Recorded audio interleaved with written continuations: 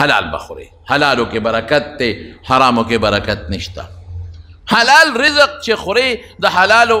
ډیر لوی خیر دی په حلال رزق کې حرام سړی حضرت انس رضی اللہ عنہ د رسول اللہ صلی اللہ علیہ وسلم خاص صحابی دی لس کاله د پیغمبر علیہ السلام خدمت کړی دی یو ځل حضور پاک ته عرض وکړه الله رسول ما ته داسې دعا وکړه چې ما الله مستجاب الدعوات کی ناشنا دعا ده چې زه څه غواړم چې خدای پاک هغه څه کوي حالانکه دته رسول الله مبارک درې دعاګانې کړې دي مور راوسته ام سلیم او رسول الله مبارک ته کېنو او ورته وایي انیس خادمک دا انس ګوټې د خدمت کوي فادعو الله له د خدای نه د لپاره سوال وکړه نو رسول الله مبارک ول داسې دعا وغوښته اللهم بارک له فی عمره وماله وولده خدای عمر کې مولا برکت واچوه مال کې مولا برکت واچوه او بچو کې مولا برکت واچوه نو هغه دعا د پیغمبر مبارک قبول شو اخره کې دی بصرې ته تللی دی او دا حضرت انس په بصره کې آخر من مات من الصحابة بالبصرة په بصره کې اخیری صحابي دا وفات شوی دی په بصره کې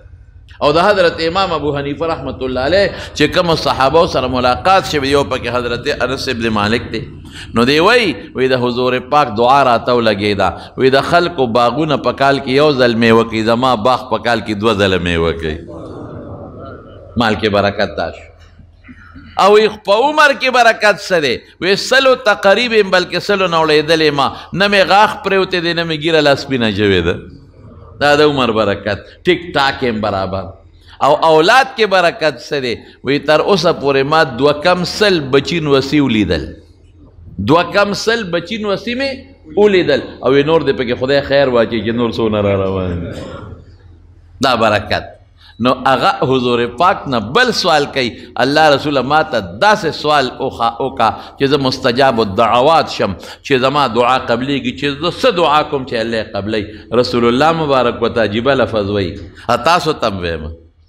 که کم انسان وي زری مستجاب الدعوات شم زما کومه دعا کوم قبلیږي نو دا ټکی دی هر سړی د دې اهل ګرځېدی شي هر سړي نه مستجاب الدعوات ګرځېدی شي رسول الله مبارک ورته څه فرمایي وی حلال وګټه او حلال وخوره بس حلال کماو اور حلال کاو حلال وګټه او حلال وخوره بس ولې چې کم انسان ترغیب و ترهیب کې د منذری علی کی چې کم انسان حرامن وړی وخوري حرامن وړی یون وړی څلوېښتو ورځو پورې د دعا نه قبلیږي بس خبره خلاصه شوه موږ چغې وو که نه الله زموږ دعا نه قبلیږي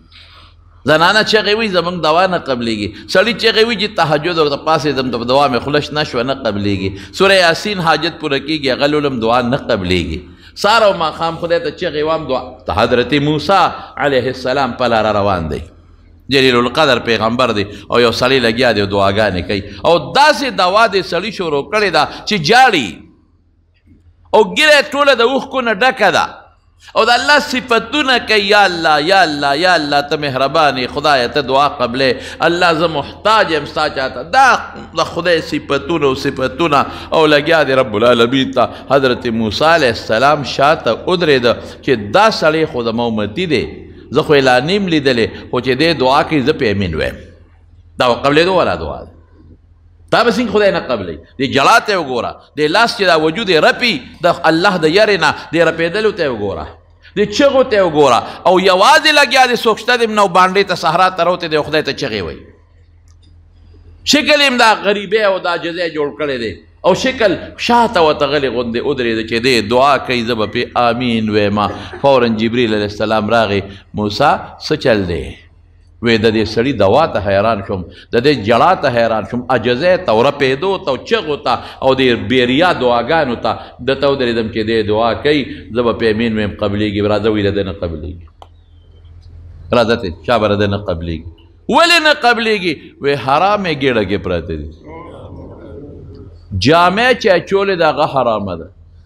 کم ځای کې چې اوسېږي هغه هم حرام دی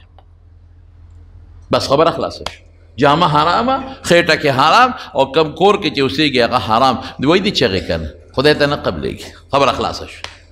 نو که ځان نه مستجاب الدعوات جوړول غواړي چې زما دعا دې قبوله شي او زه کومه دعا کوم خدای قبوله کړي حرام پرېږده بس توبه وباسه د حرامونه. ځکه رسول الله مبارک فرمایي هغه لحم نبت من سحت چې کومه غوښه د حرامو نه زرغونه ده فالنار اولا دې سره اولا بها دې سره اور لایق دی. بس خبره خلاصه. حرام خرڅه شي حلال رزق خوره دعا به د خدای قبلی. حلاله جامه اچوه دعا به د خدای قبلی. حلال کور کې اوسېږه دعا به د خدای قبلی. او که دا حرام خوري کې په قلار کې نه فریادونه مه کوه زما دعا کوم ونه قبلیږي دعا کوم ونه قبلیږي دعا کوم ونه قبلیږي څه به قبوله شي. غوا باندې ټوله ورځ پردی ګیا خورې پردی شوتل پې خورې په میخه باندې ټوله پردی بوساړه د شپې راوړې هغه پې خورې خشاک باندې چې اور بلې ټوله ورځ پردي خشاک راوړې هغه پې خورې د سړک بوټي وې هغه راوړې بل خورې بل خورې هغه پې راوړې کم ځای نه به قبوله شي. قبلیږي شپې وځي او سبزی پردی کې دی پردو وږو له ننه وځي او چې دا دسمات یې کوم او دوه درې رامات کې جیب کې واچوي په بچو یې مه خورې په خپله یې مه خورې څه پې مه خوره که نه مه د لوږې خو نه مرې. قبر له به نه ځې ته اخرت له به نه ځې. رسول الله صلی الله علیه وسلم لا یو صحابي راغی الله رسوله که زه د الله په لار کې وجنګېږم مقبلا غیر مدبر مخ په مخ شات کېږم هم نه کوم خوا به ځم وایي جنت ته. چې دا سړی لاړ حضور پاک صحابي ورولېږي دا سړی راواړوي ردوه راویړوي